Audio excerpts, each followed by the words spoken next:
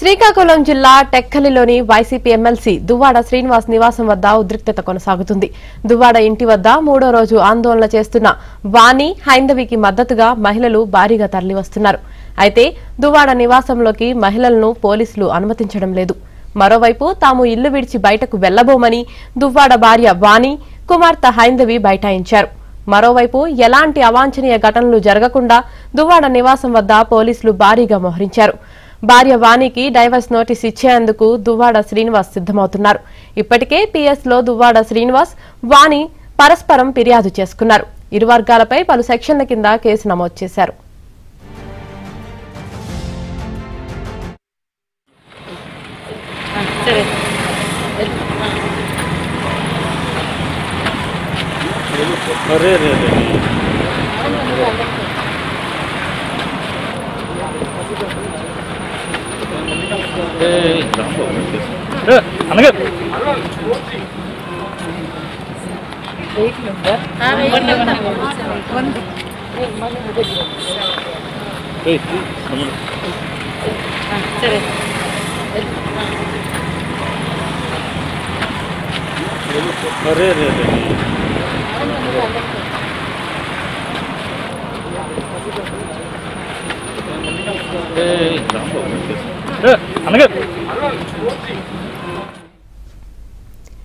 MLC Duvvada Srinivas కు రాజకీయాలు చేయడం రాదన్నారు ఆయన సతీమణి వాణి.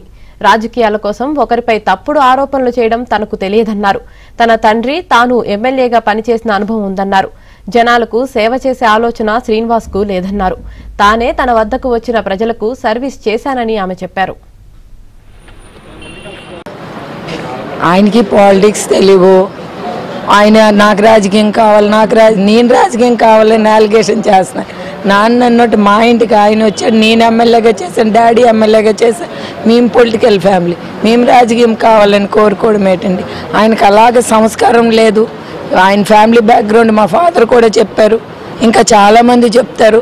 ఆయనకు అలాగే తెలుసో తెలియకో మ్యారేజ్ అయిపోయింది, సర్దుబాటు చేసుకుంటూ ఇద్దరు ఆడపిల్లలు కాబట్టి ఒక లైఫ్ని ఒక పద్ధతిగా లీడ్ చేసుకుంటూ ఒక పెద్ద మనిషిగా నేను వ్యవహరించాను తప్ప ఆయన ఎప్పుడు వ్యవహరించలేదు. సొసైటీకి చూసిన వాళ్ళకి ఎలా కనిపిస్తుంది అంటే వీళ్ళిద్దరు భార్యాభర్తలు పాపం పెద్ద మనుషులుగా ఉంటారు. ఆయన ఎప్పుడు పెద్ద మనిషిగా బిహేవ్ చేయలేదు. నేనే ఎవరి వైఫ్ అండ్ హస్బెండ్స్ వచ్చినాయి, ఏ సమస్యలు ఉన్నాయి, పబ్లిక్ సమస్యలోనే డీల్ చేయడం అనేది నాకు అలవాటు. ఎందుకంటే పొలిటికల్లో అతను యాక్టివ్గా ఉన్నారు కాబట్టి కొద్దిగా వాళ్ళకి చెప్పు, పోలీస్ స్టేషన్కి చెప్పని ఇబ్బంది పడేదాన్ని. కానీ ఇప్పుడు జనాలకు సర్వీస్ చేసే ఆలోచన ఆయనకి ఎప్పుడూ లేదు.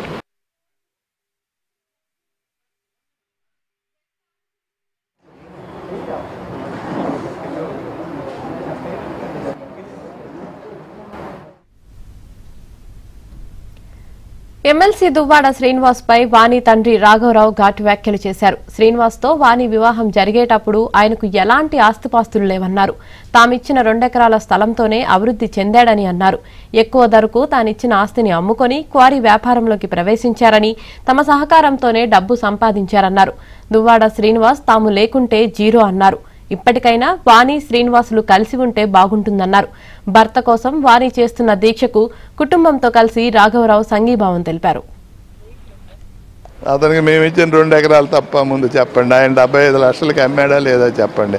ఆయన జేబ క్వారీ ఫైనాన్స్ ఎవరు పెట్టారు? అప్పటికి ఆయన పాస్బుక్ చూపించండి ఆయన దగ్గర. జేబ క్వారీలో అప్లికేషన్ వేయడానికి మినిమం ఒక 50,000 ₹1,00,000 ఎంత ఉన్న పాస్బుక్ ఆయన పేరు చెప్పి వెంటనే నేను ₹1,00,000 50,000 నాకు మర్చిపోయాను వేసి ఆయనకి ఆ పాస్బుక్ చేయించి ఆయన పేరుని ట్రాన్స్ఫర్ చేసి ఆ పాస్బుక్ చూసిన తర్వాతే అందులోనేమో ఆయనకి అప్లికేషన్ అలౌ చేశారు. జేబ ఒరిస్సాలో ఆ కండిషన్లో, అక్కడ కండిషన్లు. అది అబద్ధమా ముందు చెప్పండి. అప్పుడు నీకు 50,000 కూడా లేదు.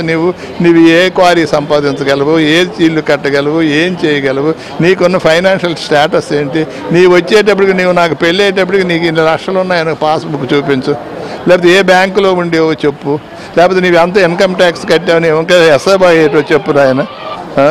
సో ఇటువంటివన్నీ మీరు అబద్ధాలు చెప్పుకొని ఎంతవరకు పబ్బం గడపగలవు? ఇప్పుడు ఏదో మన జగన్మోహన్ రెడ్డి దయ వల్ల ఏదో ఎర్రన్నాయుడు గారు ఊర్లో నిమ్మాడిలో పంచాయతీ ఎన్నికల్లో గొడవ చేసి డామ్ డూమ్ చేస్తే జగన్మోహన్ రెడ్డి చూసి అంత వీరుడు ధీరుడు హీరో అనుకొని నీకు ఒక ఎమ్మెల్సీ ఇచ్చారు. సరేలే ఎమ్మెల్సీ ఇచ్చారు, ఎవరికి ఇచ్చారు? మా అల్లుడికే ఇచ్చారు, కానీ మేము సంతోషపడ్డాం.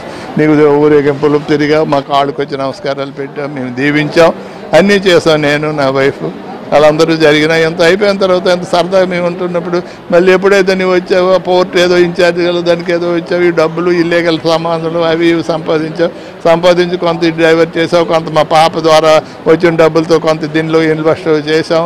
ఇదంతా ఇది యాక్చువల్లీ నువ్వు మా ఫ్యామిలీలో అడుగు పెట్టకపోతే నీకు ఈ స్థాయే లేదు, అసలు ఇవాళ zero.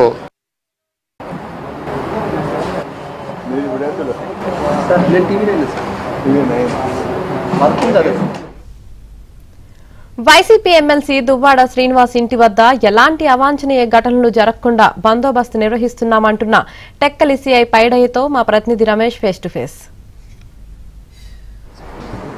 టెక్కలలో YCP MLC Duvvada Srinivas నివాసం వద్ద ఉద్రిక్తత కొనసాగుతోంది. ప్రధానంగా ఏ క్షణంలో ఏం జరుగుతుంది అనేటటువంటి టెన్షన్ వాతావరణం నేపథ్యంలో పోలీసులు కూడా అలర్ట్ అయ్యారు. పెద్ద ఎత్తున పోలీసు సిబ్బందిని దువ్వాడ క్యాంపు కార్యాలయం దగ్గర మోహరించారు. ముఖ్యంగా జరుగుతున్నటువంటి పరిణామాలు 3 రోజులుగా ఏదైతే వాణి చేస్తున్నటువంటి నిరసన కానీ దువ్వాడ శ్రీనివాస్ నుంచి వస్తున్నటువంటి ప్రతిస్పందన కానీ వీటన్నిటిని కూడా నిశ్చితంగా పరిశీలిస్తున్నారు పోలీసులు. దీనిపైన ఇప్పటికే అటు వాణి అదేవిధంగా దువ్వాడ శ్రీనివాస్ ఇరువురు కూడా పోలీసులకు కంప్లైంట్ చేసుకున్నారు. ఈ నేపథ్యంలో వారిపైన కేసులు కూడా బుక్ అయ్యాయి. ఈ నేపథ్యంలో అసలు ఏం జరుగుతోంది, ఎందుకు కేసులు కట్టారు, సెక్షన్ల కింద కేసులు కట్టారు అనేటువంటి విషయాలు మనతో మాట్లాడడానికి టెక్కల్ సీఐ పైడయ్య గారు ఉన్నారు. మాట్లాడించే ప్రయత్నం చేద్దాం. సార్ చెప్పండి, ముఖ్యంగా 3 రోజులుగా జరుగుతున్నటువంటి పరిణామాలు, ఇరువురు కేసులు పెట్టుకున్నటువంటి పరిస్థితి ఏంటి, అసలు మీ వరకు ఫిర్యాదులు వచ్చాయా, ఎట్లాంటి ఫిర్యాదులు వచ్చాయి? 9వ తేదీ నైట్ జరిగినటువంటి ఇన్సిడెంట్పై ఎమ్మెల్సీ గారు శ్రీ దువ్వాడ శ్రీనివాస్ గారు మాకు వచ్చి కంప్లైంట్ ఇవ్వడం జరిగిందండి. దాంతో అతని భార్య శ్రీమతి వాణి గారు, అలాగే వాళ్ళ పాప హైందవి గారు, అలాగే ఆమె అనుచరులు ఒక 5 వచ్చి మా ఇంట్లో అక్రమంగా ప్రవేశించి మా యొక్క ప్రాపర్టీస్ని డ్యామేజ్ చేశారని చెప్పేసి కంప్లైంట్ ఇచ్చారు. దాని మీద కేసు రిజిస్టర్ చేశాం. అలాగే శ్రీమతి వాణి గారు కూడా జడ్పీటీసీ గారు కూడా కంప్లైంట్ ఇచ్చారు. ఆవిడ హరాస్మెంట్ చేస్తున్నారని, అలాగే మా ఇంట్లోకి నన్ను వెళ్లకుండా అడ్డగిస్తున్నారని చెప్పి ఎమ్మెల్సీ గారి మీద, అలాగే వాళ్ళ బ్రదర్ శ్రీకాంత్ గారి మీద కూడా కంప్లైంట్ ఇవ్వడం జరిగింది. వాటిపై కూడా కేసు రిజిస్టర్ చేసాం. ప్రస్తుతానికి 2 కేసులు కూడా ఇన్వెస్టిగేషన్ చేస్తున్నామండి. ఇద్దరి మధ్య కూడా ఇప్పుడు పెడుతున్నటువంటి సెక్షన్స్ కానీ ఇవన్నీ కూడా ఎట్లాంటి సెక్షన్స్ ఫైల్ చేశారు? ప్రస్తుతానికి పెట్టినవన్నీ కూడా బెయిలబుల్ అఫెన్సెస్ అండి. మరోవైపు దువ్వాడ శ్రీనివాస్ తనకు ప్రాణహాని ఉంది అనేటటువంటి కంప్లైంట్ చేశారని, గన్ లైసెన్స్కి అప్లై చేశారని వార్తలు వస్తున్నాయి. ఏమైనా మీ నోటీస్కి వచ్చింది? లేదండి, అలాంటి లేదండి. గన్ లైసెన్స్కి అయితే అప్లై చేయలేదండి. మాకు ఎటువంటి కంప్లైంట్ అయితే రాలేదండి. దువ్వాడ నివాసం వద్ద గత 3 రోజుల నుంచి జరుగుతున్నటువంటి పరిణామాలు, భారీగా పోలీస్ బందోబస్తు ఇవన్నీ చూస్తుంటే ఎందుకు ఎంత బందోబస్తుని ఇక్కడ పెట్టాల్సి వచ్చింది? కుటుంబ వ్యవహారం కదా, ఎందుకు ఎంత బందోబస్తుని ఇక్కడ ఏర్పాటు చేయాలి? అంటే బందోబస్తు అంటే ఇక్కడ ఎటువంటి గొడవలు అవ్వకుండా ఉండాలనేది, చూడాలనేది బాధ్యత మాకు ఉంది. కనుక దానికి సంబంధించి మేము బందోబస్తు అరేంజ్ చేసాము. ప్రస్తుతానికైతే సిచ్యువేషన్ అయితే అండర్ కంట్రోల్ ఉంది. ఇది మొత్తానికైతే దువ్వాడ నివాసం దగ్గర సిచ్యువేషన్ అయితే అండర్ కంట్రోల్లో ఉందనేటటువంటి మాట పోలీసులు చెప్తున్నారు. ముఖ్యంగా ఇటు దువ్వాడ వాణి కానీ అటు దువ్వాడ శ్రీనివాస్ కానీ ఇరువురు ఇచ్చినటువంటి కంప్లైంట్ల మీద కూడా కేసులు కట్టాం, దానిపైన దర్యాప్తు కొనసాగుతుంది అనేటటువంటి మాటను పోలీసులు చెప్తున్నారు. మొత్తానికైతే ఎలాంటి అవాంఛనీయ ఘటనలు జరగకుండా, ఇరు వర్గాల నుంచి ఎలాంటి గొడవలు జరగకుండా ముందస్తు చర్యగానే పోలీసు బందోబస్తు ఏర్పాటు చేశామని చెప్పి పోలీసులు చెప్తున్నటువంటి పరిస్థితి ఉంది. కెమెరా పర్సన్ రమేష్తో రమేష్, ఏబిఎన్ ఆంధ్రజ్యోతి, శ్రీకాకుళం.